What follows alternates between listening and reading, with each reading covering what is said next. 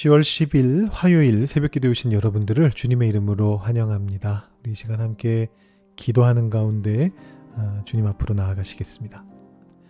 하나님 아버지 감사합니다. 오늘도 새로운 날을 허락하여 주시고 우리의 눈을 뜨게 하시고 눈을 뜨자마자 주님 앞으로 나아올 수 있도록 인도하여 주시니 감사합니다. 우리를 너무너무나 사랑하고 계시는 주님을 다시 생각할 때마다 우리의 마음을 주님 앞에 올려드리지 않을 수 없게 됩니다. 특별한 마음을 주님 앞에 올려드리면서 나아가기를 소망합니다. 우리가 주님을 얼마나 사랑하는지, 주님을 통해서 우리가 얼마나 많은 것들을 배우고 있는지를 우리가 주님 앞에 온전히 말씀드리면서 이 자리에 서 있게 되기를 소망합니다. 우리의 마음을 보시고 그 마음을 어여삐 여겨주시고 오늘도 우리의 귀에 주님의 음성을 들려주시되 때로는 깨달음으로, 때로는 감동으로, 때로는 격려로 우리를 새롭게 하시는 것을 계속해서 경험할 수 있도록 주님 인도하여 주시옵소서. 주님만이 허락해 주실 수 있는 위로와 평안을 우리가 품게 하시고 우리뿐만 아니라 우리 주변에 있는 모든 사람들과 지금 고통받고 있는 온 세계 열방에 있는 사람들이 같은 주님의 위로와 평안을 누릴 수 있도록 주님 인도하여 주시고 역사하여 주시옵소서. 감사드리며 예수님의 이름으로 기도를 드립니다. 아멘. 오늘 우리에게 주시는 하나님의 말씀은 민수기 18장 8절부터 20절까지의 말씀입니다. 민수기 18장 8절부터 20절까지의 말씀을 봉독하도록 하시겠습니다. 여호와께서 또 아론에게 이르시되 보라 내가 내 거제물 곧 이스라엘 자손이 거룩하게 한 모든 헌물을 네가 주관하게 하고 네가 기름 부음을 받았으므로 말미암아 그것을 너와 네 아들들에게 영구한 몫의 음식으로 주노라. 지성물 중에 불사르지 아니한 것은 네 것이라. 그들이 내게 드리는 모든 헌물의 모든 소제와 속죄제와 속건제물은 다 지극히 거룩한즉 너와 네 아들들에게 돌리리니 지극히 거룩하게 여김으로 먹으라. 이는 네게 성물인즉 남자들이 다 먹을지니라. 네게 돌릴 것은 이것이니 곧 이스라엘 자손이 드리는 거제물과 모든 요제물이라. 내가 그것을 너와 네 자녀에게 영구한 몫의 음식으로 주었은즉 네 집에 정결한 자마다 먹을 것이니라. 그들이 여호와께 드리는 첫 소산 곧 제일 좋은 기름과 제일 좋은 포도주와 곡식을 네게 주었은즉 그들이 여호와께 드리는 그 땅에 처음 익은 모든 열매는 네 것이니 네 집에서 정결한 자마다 먹을 것이라. 이스라엘 중에서 특별히 드린 모든 것은 네 것이 되리라.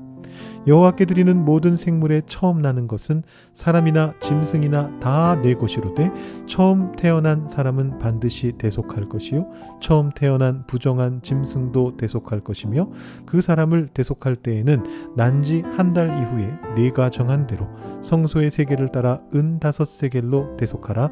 한 세겔은 20게라이니라. 오직 처음 태어난 소나 처음 태어난 양이나 처음 태어난 염소는 대속하지 말지니 그것들은 거룩한즉 그 피는 제단에 뿌리고 그 기름은 불살라 여호와께 향기로운 화제로 드릴 것이며 그 고기는 네게 돌릴지니 흔든 가슴과 오른쪽 넓적다리 같이 네게 돌릴 것이니라. 이스라엘 자손이 여호와께 거제로 드리는 모든 성물은 내가 영구한 몫의 음식으로 너와 네 자녀에게 주노니 이는 여호와 앞에 너와 네 후손에게 영원한 소금 언약이니라. 여호와께서 또 아론에게 이르시되 너는 이스라엘 자손의 땅에 기업도 없겠고 그들 중에 아무 분깃도 없을 것이나 내가 이스라엘 자손 중에 네 분깃이요 네 기업이니라. 아멘. 연휴 잘 마치시고 일상으로 복귀하고 계십니까? 화요일 새벽 기도회입니다. 어제 우리는 제사장과 레위인의 관계를 통해 책임을 지는 것의 의미를 살펴보았습니다. 그리고 같은 구조로서 제사장들과 레위인들에게 이제 보상이 제공되는데요. 11조죠. 이 주제는 이제 내일 좀 더 자세히 나오니까 내일 더 다루도록 하는데 오늘 말씀에 나오고 있는 부분 먼저 조금 살펴보도록 하겠습니다. 여러분 제사장과 레위인들은 무엇을 합니까? 하나님의 일을 합니다. 좀 특별한 하나님의 일들을 하죠. 이 구약 시대를 기준으로 볼 때 이들의 가장 중요한 역할은 하나님의 성소를 지키고 보호하고 그리고 제사장들은 그 안에 들어가는 것까지 이런 역할들을 하고 있습니다. 우리 삶의 다른 영역들도 다 귀한 영역입니다만 하나님의 임재를 늘 상기시키며 예배하는 자리를 지키는 것 또한 굉장히 중요하죠. 그래서 이들에게 이제 특별한 보상이 주어지는데 그 보상이 11조와 초태생입니다. 오늘 본문에서는 초태생만 나오는데요. 제사장들만 초태생을 보상으로 받게 됩니다. 자, 여러분, 초태생이라고 하는 것이 무엇입니까? 처음 태어난 것이죠. 근데 이제 이 단어가 동물에게 쓰여졌을 때는 직관적입니다. 각 동물로부터 처음 태어난 새끼, 그게 바로 하나님의 것이죠. 자, 근데 이 당시 사회는 농경사회지 않습니까? 농경사회면서 또 반유목민 사회이기도 한데, 그래서 사실은 가축과 더불어서 곡식도 굉장히 중요한 재산입니다. 이것들이 이제 불어나는 방법은 해가 바뀌어서 곡식이 새로 나거나 가축이 자손을 불려 나가는 것이고, 그래서 이제 소나 양 같은 염소 같은 이런 동물들 같은 경우에는 처음 태어난 새끼가 초태생이 되니까 비교적 간단한데요. 문제는 곡식입니다. 이 곡식의 경우는 좀 애매하거든요. 여러분, 곡식의 초태생이 뭐죠? 사실 조금 불명확합니다. 제가 농사를 지어본 적도 없고, 또 농사를 지어봤던들 고대 사회에서 이 근동 지역에서 농사의 양태가 어땠는지를 정확하게 알 길이 없거든요. 그러나 아마 이 시대를 살았던 사람들은 이 말만으로도 어느 정도 충분히 이해하고 공감할 수 있는 어떤 처음 익은 곡식이라는 개념이 있었겠죠. 그게 어쩌면 기간을 정해놓고 처음 추수할 때부터 며칠, 아니면 일주일 사이에 걷는 것이 처음 것이라거나 뭔가 기준이 있었을 겁니다. 우리는 지금 모르겠지만. 그래서 그 기준을 놓고 처음 익은 열매, 첫 소산, 그것을 여호와께 드려야 된다라고 그렇게 이야기를 합니다. 제 생각에는 그게 아마 한 10분의 1에 가깝지 않았을까, 추측을 좀 해봅니다. 이건 그냥 저의 추측이고, 근데 이제 내일 나오는 11조하고 연결고리가 좀 있지 않을까 싶어서 생각해 보면, 소가 새끼를 한 번에 한두 마리씩 낳아서 평생 몇 마리 낳는지 제가 정확하게는 모르겠습니다만, 중간에 죽는 것도 있을 거고 이래저래 하면 대략 첫 한 마리가 10분의 1 정도 되지 않았을까 싶고요. 곡식도 이제 기준을 어떻게 잡을지는 모르겠습니다만, 대략적으로 따지면 처음 익은 곡식과 열매를 거두면 그게 전체의 한 10분의 1 정도 되지 않았을까, 이제 그런 생각이 듭니다. 자, 이것을 이스라엘 백성들이 하나님께 바친다, 이렇게 이제 기록하고 있는 것이죠. 이 초태생을 바치는 것 안에서 우리가 두 가지 의미를 찾아볼 수가 있습니다. 하나 더 있는데 그건 내일 한번 좀 보고요. 먼저 이제 두 가지를 오늘 살펴보려고 하는데, 첫 번째, 이 초태생이다라고 하는 것은 의미 있는 10분의 1이다라는 것입니다. 의미 있는 일부입니다. 그냥 10분의 1, 그냥 일부가 아니고 의미가 있는 일부입니다. 14절 말씀을 보시면 이렇게 적혀 있습니다. 이스라엘 중에서 특별히 드린 모든 것은 네 것이 되리라. 여기서 너는 이제 제사장인데요.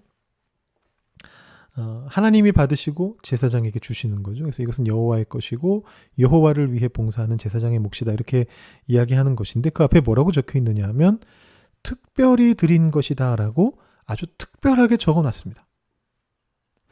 끝물의 10분의 1이 아니고 초태생을 드리는 거예요. 사실 생각해보면요, 더 정확하게 하나님께 10분의 1을 드리거나 무언가를 드리려고 한다면 다 추수한 다음에, 새끼 다 낳은 다음에 맨 마지막에 계산하는 게 더 정확할 수도 있습니다. 그렇지 않나요? 근데 이것은 정확성의 문제가 아니라 마음가짐의 문제인 것이죠. 다 끝나고 내가 누릴 거 다 누리고 할 거 다 하고 마지막에 남은 것들 중에 얼마를 하나님께 드릴 것이냐, 아니면 첫 시작에 내가 가진 모든 것이 하나님의 것임을 인정하는 마음으로 우선 초태생을 하나님께 드릴 것이냐, 이 마음가짐의 차이를 이야기하고 있습니다. 예전에 어르신들은 그러셨잖아요. 은행 가서 돈 바꿔와서 새 돈으로 헌금을 하신단 말입니다. 그게 안 되면 어떻게 하세요? 다림질을 해서라도 어떻게든 천 사이에 넣고 돈을 다림질을 해서 빳빳하게 펴서, 또 태우지는 않아야 되고 열심히 이렇게 펼치셔가지고 그걸 가지고 오셔서 예배 시작 전에 헌금함에 조심히 경건하게 밀어 넣으셨습니다. 우리가 지금도 그걸 똑같이 그래야 된다, 그런 의미는 아닙니다. 시대가 많이 바뀌었죠. 그러나 그 마음가짐만큼은 우리가 이어가야 한다라는 것입니다. 특별한 마음으로 하나님께 드리는 것입니다. 의미를 가지고, 이것은 모든 것을 하나님께 바치겠다는 나의 의지입니다 라는 마음으로 그것을 바치는 것이죠. 우리가 두 번째로 찾을 수 있는 의미는 이 의미 있는 마음가짐이, 이 특별한 마음가짐이 우리들과 하나님 간의 의미 있는 특별한 관계를 보장하는 증거가 된다라는 것입니다. 오늘 말씀해 보시면 소금 언약이라는 표현이 나옵니다. 사실 소금 자체는 여기뿐만이 아니고 성경의 다른 제사 관련된 본문에도 등장하고요. 주로 소제 같은 곳에서. 또 소금을 제물에 뿌리는 것은 고대 근동 지역에서는 굉장히 보편적인 방법이었습니다. 그런데 왜 굳이 이 본문에서만 소금 언약이라는 특별한 표현이 등장하고 있는 것일까요? 저는 이 소금 언약이라는 표현이 초태생을 바쳐야 한다는 메시지와 연결되어 있다라고 생각을 합니다. 이 제물에서 소금을 넣는 의미는 방부제의 의미가 있습니다. 여러분, 고대 사회에서 우리가 사용할 수 있었던 방부제가 사실상 소금밖에 없죠. 대부분의 제사에 소금이 포함된 이유는 소금을 통해서 이 제사의 의미가 또는 어떤 언약이, 그 언약의 효력이 영원할 것이다. 오래 보존될 것이다. 그런 의미를 담고 있는 겁니다. 그런데 특히 이제 성경에서는 곡식 제사, 소제에서 소금이 많이 사용되는데 아마 여기 실질적인 이유도 있었을 것 같아요. 초태생, 그러니까 처음 익은 곡식을 더 오래 보존해야 될 거 아닙니까? 그것을 오래 보존하려면 소금을 사용해야 했을 수 있습니다. 아니면 상징적으로 그런 의미를 담아야 했을 수 있습니다. 처음 잡은 고기도 마찬가지였겠죠. 그 고기를 오래 보존하려면 소금에 절여야 했을 것입니다. 그래서 이 의미 있는 특별한 초태생이라고 하는 이름의 어떤 11조가, 이거는 11조하고는 조금 다른 것이지만 일종의 11조가 되는 이것이 자연스럽게 소금을 통해서 영원한 하나님과의 관계로 연결이 되는 것입니다. 물론 제가 이렇게 말씀드린다고 해서 이것이 오늘날에도 1대1로 이렇게 대응된다, 그런 말씀은 아닙니다. 예를 들어 이거를 1대1로 대응을 시키면 이렇게 될 수 있겠죠. 11조를 해야만 하나님과의 영원한 언약이 이루어지는 것이다, 이렇게 해석할 수도 있을 것 같은데 아마 이단들이나 이렇게 말할 것 같습니다. 그런 의미는 아닙니다. 그렇지만 제가 설명드린 대로 이 행동의 어떤 의미, 우리가 하나님 앞에 의미를 담아서 특별하게 바치는 그 무언가, 그것이 우리의 마음가짐일 수도 있고 무엇이 될 수도 있는데 재물이 될 수도 있고 여러 가지가 될 수 있는데, 그것에 대해서 하나님께서 인쳐주시면서 소금을 뿌려주시면서 인정해 주실 때, 이것이 우리의 소금 언약이다 이렇게 인정해 주실 때 하나님과의 관계가 더욱 돈독해질 수 있는 것은 맞는 것 같습니다. 그러니까 이게 양자적인 겁니다. 우리도 우리대로 의미 있는 것을 가지고 하나님께 나아가는 것이고, 그런 마음가짐을 가지고 하나님께 나아가는 것이고, 하나님도 그 우리의 의미 있는 모습을 받아주시는 것이죠. 우리의 특별한 마음을 하나님 보실 때는 부족하시겠지만, 인간이니까, 연약하니까, 그러나 하나님께서 그것을 특별하게 인정해 주시는 것입니다. 여러분은 여러분의 특별한 마음을 하나님께 어떤 방식으로 보여주시겠습니까? 돈을 다림질하는 것으로 보여주시겠습니까? 11조를 꼬박꼬박 하는 것으로 보여주시겠습니까? 그런 것들도 다 좋습니다만, 여러분들만이 하실 수 있는 특별한 마음 표현을 꼭 하나님께 하실 수 있으면 좋겠습니다. 하나님, 제 마음 아시죠? 이 마음을 꼭 하나님께 보여드리고 싶어요. 그런 마음을 가지고 하나님 앞으로 나아가셔서 하나님으로부터 나도 너의 마음을 기쁘게 받았다, 나에게 향기로운 화제가 되었다, 너와 나의 영원한 소금 언약으로 삼겠다 라고 말씀하시는 이 하나님의 응답을 꼭 받으실 수 있기를 바랍니다. 오늘 이 시간 기도하실 때 한번 여러분들 안에 있는 특별한 마음을 또 표현해 보시고, 또 어떤 방법으로 하나님께 그 마음을 더 표현할 수 있을지 고민해 보시면서 기도하시면 좋겠고요. 우리 2주 동안 직분자 선거 위해서 함께 기도하기로 했습니다. 오늘 말씀과 연결 지으시면서 직분자 선거가 하나님의 인정을 받을 수 있는 귀한 제사가 될 수 있게 해달라고, 우리 교회가 하나님 앞에 특별한 마음을 보여드리는 그런 행사가 될 수 있게 해달라고, 또 우리 후보자들도, 또 우리 선거인단과 온 교우가 다 하나님 앞에 이 직분자 선거를 통해서 특별한 마음을 보여드릴 수 있게 해달라고 그렇게 기도해 주시면 좋겠습니다. 그 후에 개인 기도하시고 오늘 기도회 마치시기 바랍니다. 기도하시겠습니다.